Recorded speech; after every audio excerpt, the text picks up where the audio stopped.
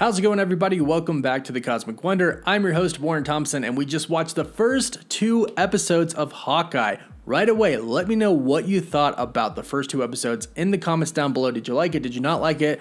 What did you hope would be different about it? What were you expecting that maybe didn't happen? Or did you just think that it was perfect? Now, I'm going to do a shot-by-shot breakdown of episode 1 and 2, but I'm also going to talk a lot about how I think that Kingpin could be behind everything that's happening. Yes, Eleanor Bishop is acting super sus right now. Yes, she could be Madame Mask. She's not in the comics, but perhaps the MCU can retcon her to actually being Madame Mask in this TV show. But there are a lot of things that actually connect to Kingpin in this show, including one, the auction.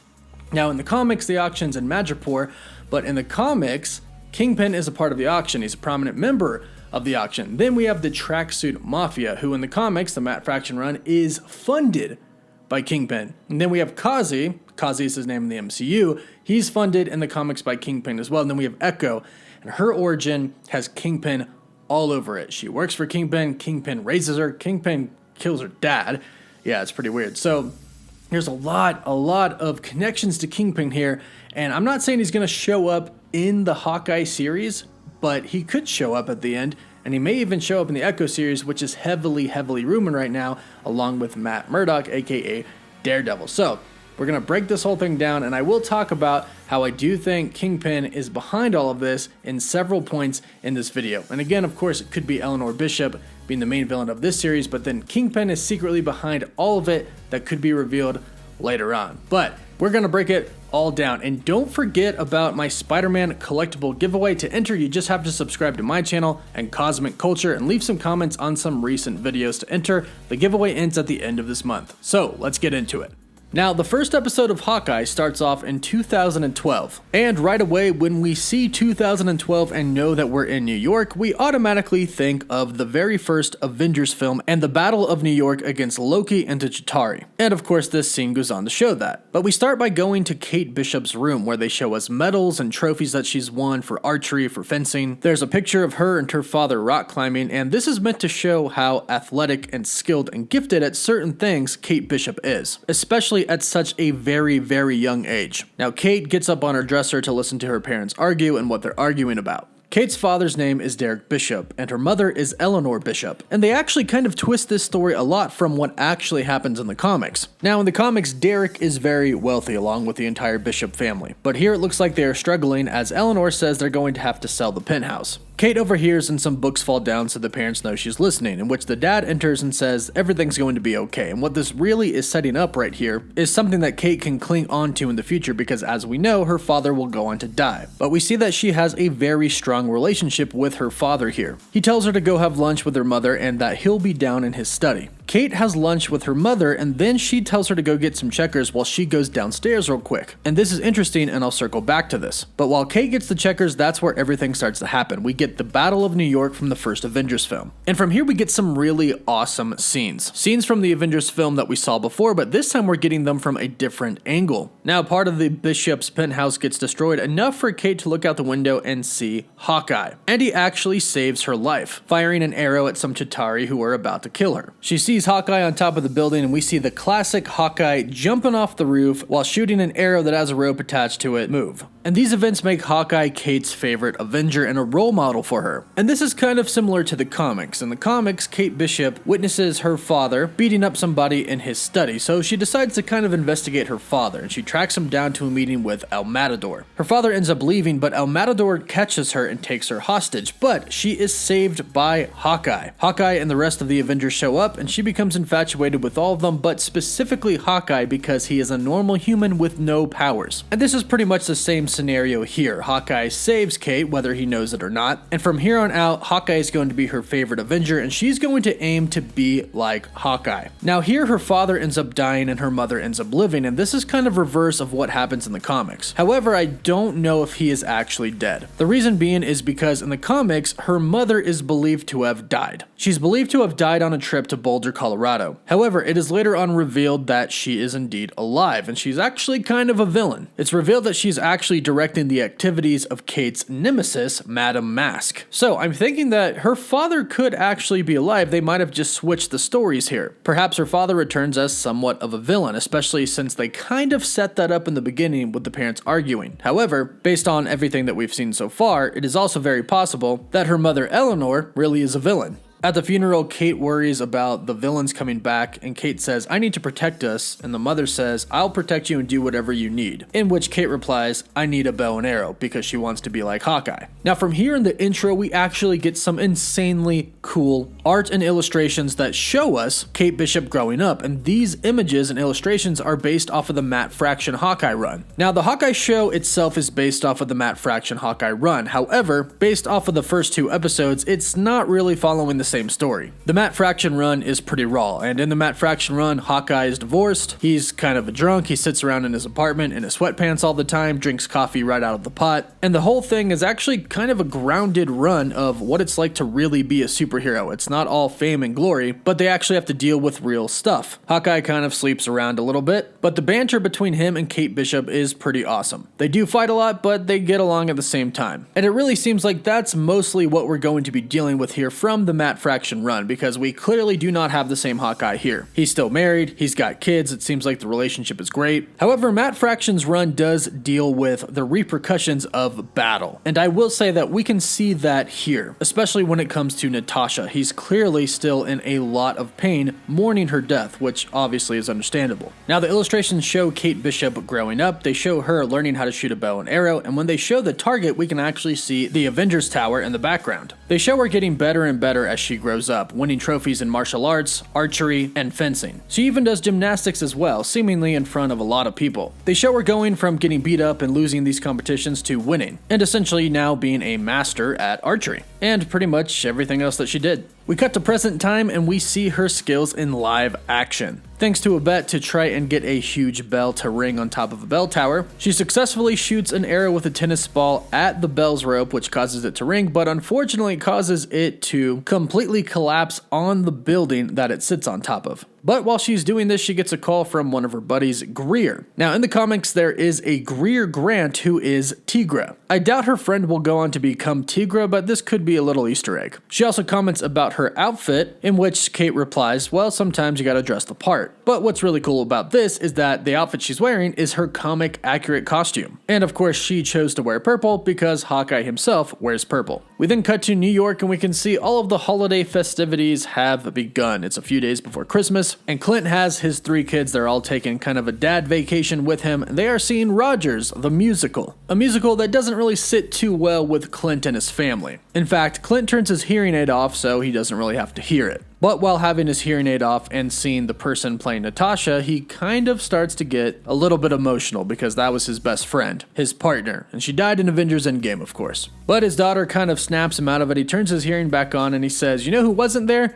Ant-Man," which is true and very interesting that they put him in this play, considering the fact that he had nothing to do with the Battle of New York. There are a few good lines in it though, like "We'll conquer the Chitauri and get shawarma when we're done," which is said by the person playing Iron Man. And this lets us know that the world in the MCU knows that the Avengers got shawarma after the Battle of New York. Now Hawkeye steps away and goes to use the bathroom, and when he gets to the urinal, he sees somebody has wrote "Thanos was right" on top of it. Now we started to see some of this in the Falcon and the Winter Soldier with the Flag Smashers, seeing that some people actually preferred that 5-year period where half of the universe was snapped. And seeing as how it's written here, I'm going to assume that we're going to see more of this in the MCU with more Disney Plus shows and movies. Then someone comes up to the urinal right next to him asking to take a selfie, and of course Clint says it's not the right time, only to go wash his hands and find the person standing right behind him. Now this does kind of show what it's like to be a superhero outside of all of the fame and the glory of the big battles. It's not necessarily ideal all of the time, which is what part of the Matt Fraction run tried to do. Show all the other parts outside of the big battles that everybody sees. This is further shown when Hawkeye leaves the theater and his daughter comes out after him and says that basically it's a lot harder on him because everybody misses Natasha, but she was his best friend. We then cut to Kate getting back home from school. She goes to visit her mother upon her mother's request, in which when she gets there, her mother is pretty pissed off about the bell tower. As punishment, her mom cancels all of her credit credit cards, something that will come into play later. Kate seems genuinely sorry, but does present her mother with a medal that she recently won for martial arts. But here we're actually introduced to a very important character, Jacques Duquesne. At least that's his name in the Marvel Comics. In the Hawkeye show, they just call him Jack. Jack, aka Jacques Duquesne in Marvel Comics, is the villain/hero swordsman. And his story is actually very interesting and very connected to Hawkeye. Swordsman is exactly what his name says. He is a swordsman, an expert Olympic swordsman, trained with all types of blades and all types of different weapons in general. In the comics, he goes on to fight in some rebellions, but eventually gets a job with the Carson Carnival of Traveling Wonders. Now, this is very important because you know who else gets a job at the same carnival? Clint Barton. They meet working at the carnival, and then Swordsman becomes Barton's mentor, teaching him all about swords and how to use them. Now, eventually, Clint finds out that Jack was actually stealing from the carnival in order to pay off some gambling debts, and he rats him out for it. But Jack escapes, only 2 years later run into Clint again. Eventually, Swordsman would actually become an Avenger, even though Hawkeye really fought against that. The two of them would have grudges towards each other for a pretty long time, but eventually they put that aside and were able to get along. Now, I'm not sure if this is going to be the same story in the Hawkeye series, considering the fact that Jeremy Renner is actually older than Tony Dalton, who plays Jack. But surely they'll have some type of a connection with each other. Maybe they worked together in the past. Maybe the carnival was still a thing in the MCU, and instead of Jack being a mentor, he was more of a friend, who might have very well betrayed Clint. Now in the comics, again, he's more of like an anti-hero. He's bad, but he's also good. He's definitely doing some shifty, shady stuff in the Hawkeye series, but we'll have to wait and see on him. We then cut to a restaurant where Clint is having food with his family. Also, if you didn't know, Hawkeye's daughter is played by Ava Russo, the daughter of Joe Russo, as in the Russo brothers who directed Avengers Endgame and Infinity War, Captain America Civil War, and Captain America Winter Soldier. During this scene, Hawkeye gets a call from his wife Laura. She is in fact alive and well. We just find out that the whole point of the trip that Hawkeye and his family are taking is for Hawkeye to spend some time with the kids. There's 6 days left till Christmas and they're trying to have a lot of fun in the meantime. However, Hawkeye's trip is about to get cut short by the one and only Kate Bishop.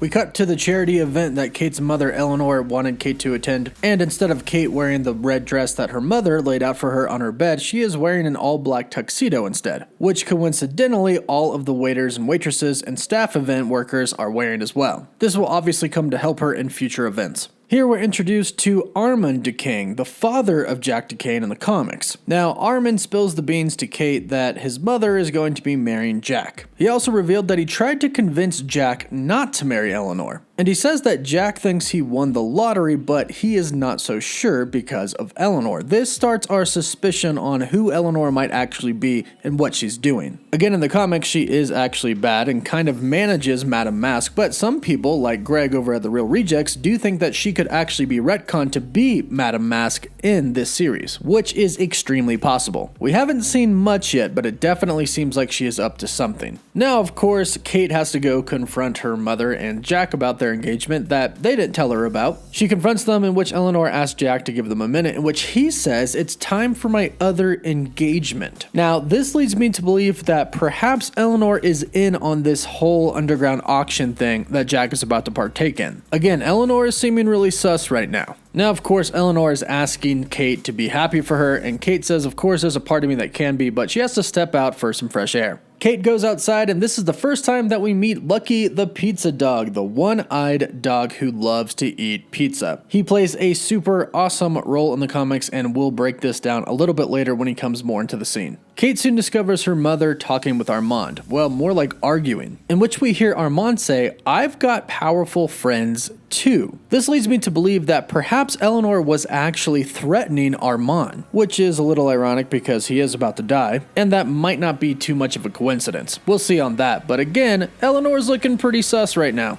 Now, Kate follows Armand down to a secret auction, a black market auction, where we also see Jack, where his father tells him that he's really done with Eleanor and things are about to get ugly. Again, implying she's doing some pretty shady stuff. The auction begins, and the auctioneer reminds everybody that all of these items that are being auctioned are for home use only, and that if anybody asked, they did not get them from this auction because technically it doesn't exist because it's underground, it's black market, they're not supposed to have any of these items. But here we see that Ronin, who is the mantle that Hawkeye took on during Avengers Endgame, where he went and killed a bunch of underground mafias, Ronin's sword and his suit are for sale here in the auction. Now, of course, Jack, being a swordsman, wants to buy the sword, but his father tells us that he doesn't have the money, but Jack kind of makes the joke that he's going to inherit it one day because his father's rich, with Armand being the father, and he'll inherit it one day. Now, ironically, Armand is about to die. Now, this scene is really cool because this is something that is kind of taken from Matt Fractions' run. In the comics, there's a huge auction in Madripoor, the same Madripoor that we saw in The Falcon and the Winter Soldier, kind of the crime city of the world. But this auction is for a videotape of Clint Barton committing a political assassination sanctioned by S.H.I.E.L.D., therefore sanctioned by the US government. Now, one of the participants of this auction is Kingpin, Wilson Fisk. And here's where I actually think we could be getting into who the true villain could actually be. In the comics, Wilson Fisk is a prominent participant in this auction, and he even later on goes on to fund the Tracksuit Mafia and Kazimierskak. He funds them to kill Clint Barton for being such an annoyance to his criminal activities. So, check this out. The people that caused this explosion and are looking for the watch, they are the Tracksuit Mafia. And who is the leader of the Tracksuit Mafia in this shot?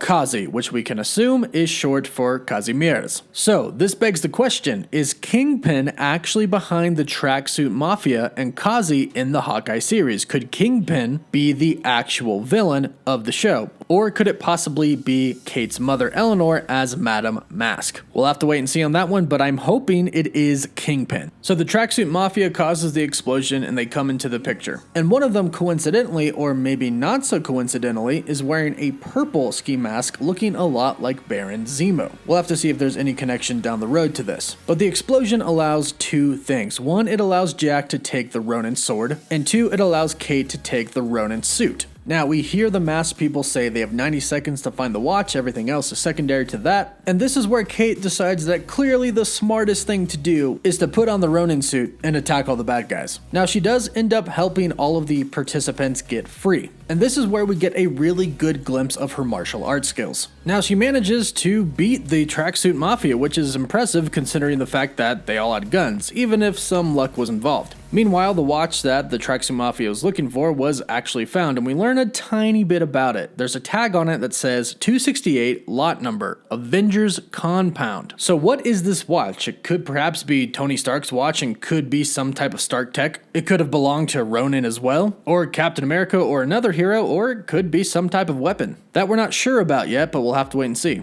Now, luckily for Kate Bishop, Lucky the pizza dog actually attacks the guy looking at the watch. Then Kate comes and knocks him out with a kick. Lucky runs, Kate runs after him, and the Tracksuit Mafia comes, and Kazi does the one thing that every masked villain should never do out in public. He takes off his mask like a real smart person. But he does us a favor because it is revealed to be the actor Fra Free, who is confirmed to play Kazi. And he even is wearing a coat that's kind of similar to Zemo's. Perhaps he's taken inspiration from him, but the cops come and the Tracksuit Mafia has to leave. Now, everything was caught on camera, and this is where things get pretty complicated for Hawkeye. Hawkeye, of course, was Ronin, and now he sees somebody wearing the Ronin suit on TV. This is a really big problem for twofold. One, Clint knows that whoever is wearing that suit is going to be hunted down by some gangs that he messed up while he was Ronin. And two, obviously he wants to put that part of him behind, and he can't do that if somebody's out there pretending to be Ronin, which he thinks. Now, in the MCU, in the Hawkeye show, Kate is the one who saves Lucky, the one-eyed dog. She takes him back to her apartment, and he's hungry, so she gives him the only thing that she really has, pizza. And Lucky, the pizza dog, is born in the MCU. But this is not how it happened in the comics. In the comics, Lucky's original name was Arrow, and he originally belonged to Ivan Banyonis of the Tracksuit Mafia. However, Clint showed him some kindness, and Arrow repaid the favor by attacking the Tracksuit Mafia. Unfortunately, this caused the Tracksuit Mafia to beat him almost to death and throw him into traffic. Clint rushed him to a veterinary hospital where they saved him, but unfortunately he lost one of his eyes. From there on out, Hawkeye took ownership of the dog, and later on, Kate Bishop. Now, she ends up tracking Armand, and we later on find out in episode 2 that the reason that she's able to do this is because her mom owns a security company. So she's got some pretty sick software on her phone. It leads her to Armand's place where she finds out that he's been murdered. She bails, but then the Tracksuit Mafia is waiting for her. She tries to take them on, but unfortunately there are too many of them, but luckily a hooded figure comes to save the day, and of course, that is Hawkeye. Hawkeye grabs her, takes her to an alleyway, unmasks her, and realizes that she's just a young girl, and is pretty upset about that, because now she's she's in a lot of trouble, and Hawkeye knows that he can't just leave her with the Tracksuit Mafia and the suit because everyone who was after Ronin is going to be after her. And we end on episode 1. Now, episode 2 was right after, and there are a few key details that you need to know. It picks up right where episode 1 left off. Hawkeye and Kate in the alley. Hawkeye asks who she is. She says she's Kate Bishop, and Hawkeye immediately realizes that he's gonna have to make sure she's okay before he leaves, especially if she's still wearing the Ronin suit because people are after Ronin. We go to Herman's Hearty Slice, which Kate Bishop lives above, and no doubt this is where Lucky the Pizza Dog is going to get all of his pizza from. They go in the building, and Hawkeye turns around and puts his head on the glass because he knows that he's about to get into a lot, having to take care of this girl. We get to her apartment, and we can see a lot of things that Kate has up for training. We can see a target with a bunch of arrows in it, a punching bag in the back, and as Hawkeye kind of looks through her stuff, we can see all the trophies that she's won for archery, and Hawkeye does notice this. He asks where she got the suit, and of course she says the truth, a black market auction. Then he asks what she did because he is wondering how much trouble she is actually in, and coincidentally himself, since he's kind of gonna have to watch out for her now. Although this isn't particularly his fault that she grabbed the suit and put it on and kind of went against the Tracksuit Mafia, it kind of is his fault that he became Ronin in the first place, but I think we all understand why. And after all, he only killed bad guys, not good guys, but anyways. Now in this scene, Hawkeye officially confirms that these bad guys are the Tracksuit Mafia, and Kate asks, do you think they're the people who killed my mother's fiance's uncle? So, Armand is actually his uncle in this, not Jack's father. Here Hawkeye explains what I've pretty much explained already. A lot of people are looking for the person who wore that suit, Ronin. That person made a lot of enemies, and Hawkeye wanted to make sure that nobody saw who Kate Bishop was. Nobody saw her face, nobody knows who she was. But, unfortunately, after the auction, Kate dropped off Lucky at her apartment, and they figured out that it was her. The Tracksuit Mafia shows up, throw Molotov cocktails at the apartment, where Hawkeye busts the window, grabs one in midair, and throws it back. Then another one is about to throw it, but Kate Bishop snipes it out of his hand with a bow and arrow. Her taking this opportunity to prove to Hawkeye that she is actually a very good archer. Hawkeye, Kate, and Lucky end up escaping through the fire exit. And cool little note, it shows the Tracksuit Mafia after, and one of them is deaf, or at least very hard of hearing. And this is kind of a big thing of the show. Hawkeye has his hard of hearing as well, and Echo is going to be introduced, who of course is deaf. Also, Echo is another tie-in and hint that Kingpin really could be the main villain of this because at first, she works for Kingpin. But in these next scenes is where we really start to see the banter and the relationship between Kate and Hawkeye. She looks up to him and is excited to go on this grand adventure with him. She asks if they're going to the Avengers Tower, if they're getting some Avengers supplies, but he takes her to a pharmacy to get Neosporin. She says it's a letdown and was hoping to go to the Avengers Tower, and he explains that Tony sold that a few years ago. Hawkeye explains the plan that he needs to stash her and take care of everything, and she compares herself to a bag of money, in which Hawkeye says, no, a bag of money is useful to me. This is just the beginning of the banter and the relationship between Hawkeye and Kate. Kate says she knows a place to go about 10 blocks away. They go to an apartment building and she looks up on all the names and she sees a name that says Moira Brandon. And this is a really cool Easter egg. Moira Brandon in the comics was an actress raised in Chicago who moved to California to become an actress. She ended up making a lot of films and becoming a movie star, but eventually her career dried up and she retired. And she retired to an estate that eventually the West Coast Avengers would purchase and turn into their new Avengers compound. So this is coming right after Clint says that Tony sold the old Avengers compound. Now they have one in upstate, but perhaps this is the beginning of a new Avengers compound here, at least for the series. Moira would end up saving Clint and Mockingbird, but she would die. But right before she died, Clint made her an honorary Avenger. Now, of course, the MCU loves to switch things up, and in this case, they are saying that Moira is Kate's aunt. She's away for the winter in Florida, so Hawkeye stashes Kate there, and he goes to retrieve the Ronin suit. However, when he gets to her apartment, the New York Fire Department is there, but he quickly gets a disguise, goes in, and realizes the suit is gone. He realizes that one of the firemen must have taken it. Then he sees a sticker on one of the fire trucks that says NYC LARPers, and that's enough evidence for him. He goes back to Kate's apartment and we see more of their banter. But this time we see that it's kind of a love-hate relationship. She says things like, when did your heart shrink? And he says, when a little girl in a costume stole my Christmas. But then he realizes that she didn't clean her wounds properly, so he helps because he actually does care despite being so annoyed. Hawkeye has a little moment with Lucky the Pizza Dog, which I thoroughly enjoyed even though it was quick. And then he goes back to his family so he can actually send them home early, unfortunately. After discovering that an NYC LARPer, another young man, has the Ronin costume and is publicly saying that he has it, he realizes that he still has much more work to do. So in order to keep the kids out of harm's way, he sends them home to their mother. We also see a scene where his youngest son is trying to speak with him via sign language, and we can actually see that Hawkeye does know a little bit of sign language at least. Now in the comics, Hawkeye was kind of stubborn and kind of refused to learn sign language at first, but it doesn't look like he's so stubborn here. We return to Myra's apartment where we can actually see posters on the wall of movies that she's been in, including Creature of the Dark Galaxy. Here it's decided that Kate will go to work because she works for her mother who owns a security company, so it's a safe place. Then Clint will go and retrieve the suit and everything should be done with. But on their way there, they have an interesting conversation. One, we figure out why, in the MCU, Clint is hard of hearing now. And it makes just a ton of sense. He's been through a lot of explosions. So after all of those blasts and explosions, his ears have taken a beating. And it seems like he can hear a lot better out of the left ear than his right ear.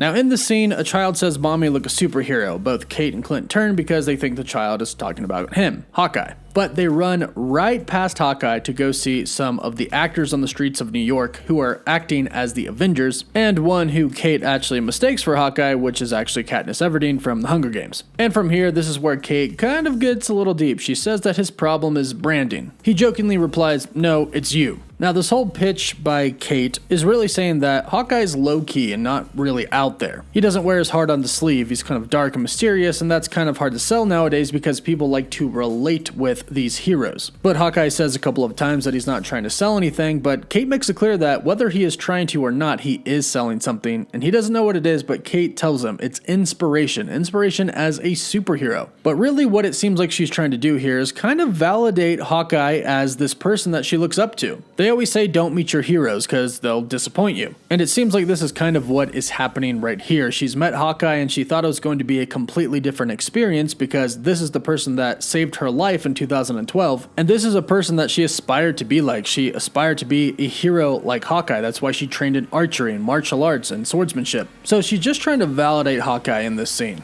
Now Hawkeye gets her number just in case there's an emergency, but he pretty much tells her hopefully everything goes to plan and he'll never see her again. Now from here things get kind of weird, but they also get kind of funny. Kate goes into her mom's office where Jack is actually there currently. Kate does some interrogating with Jack about his uncle who died, Armand, and the inheritance that Jack would now get. And Jack talks about how he bought a book about being a stepdad, which only made things worse. However, Kate did agree to have dinner with the two of them that night as long as she could bring up the topic. Meanwhile, Hawkeye finds himself in a ridiculous predicament. He finds himself at the NYC LARPers, and LARP is live action role playing, so the people who do that are called LARPers. He sees the person who has the Ronin suit, but unfortunately the staff doesn't let him by, which I find a little bit ridiculous because I feel like Clint would just walk by, but he does at one point say he does not want to cause a scene out of respect for the event, and I definitely respect him for that. So in order to get close to this person, he has to LARP, live action roleplay. He puts on the costume, the armor, grabs the sword, goes up to the guy, and as it turns out, the guy's actually a pretty cool guy. He recognizes Hawkeye and he says that he's a hero in real life and that he'll give him the suit if he just lets him defeat him in battle during the LARP, because that's the closest he's ever going to get to being a superhero, which I totally get.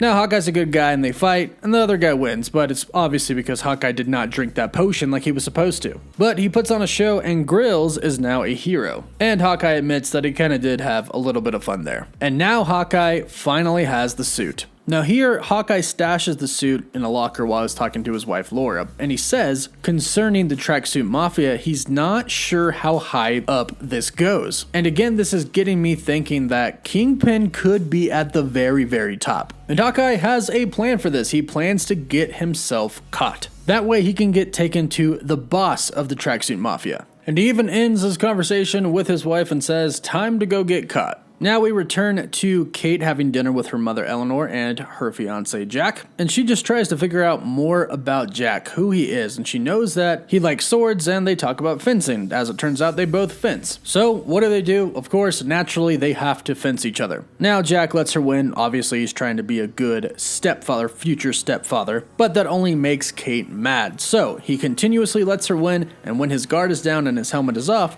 she goes to hit him, but he parries it and he deflects her, proving that he was actually downplaying his abilities, like he says, and he did lie about letting her win over and over again. She obviously was there during the underground auction and knows that he has something to hide and is trying to get it out of him. But I'm willing to bet that her mother is probably in on it as well. So when it finally does come to light, it's going to be a complete shock to Kate. And this is hinted at a little bit more in the conversation that her mother has with her. Her mother tells her no more snooping because she's going to get hurt and it's not just going to be scrapes on her knees. She most likely knows this due to the fact that she's kind of behind some of the stuff that is going down. At least they're really making her seem like that. To me, it seems like Jack is kind of too upfront to be the villain. They're kind of making it seem like he is the villain, which leads me to believe that he's not. Perhaps he's just kind of an innocent, arrogant rich guy. And maybe his uncle was right. Maybe Eleanor is actually the problem. Not good enough because maybe she's a little bit evil and maybe she's the one who actually killed Armand. Because to me, where he offers her a butterscotch, where it's Armand's butterscotch that she found in Armand's apartment that literally has his name on the wrapper, it just seems a little too obvious to me.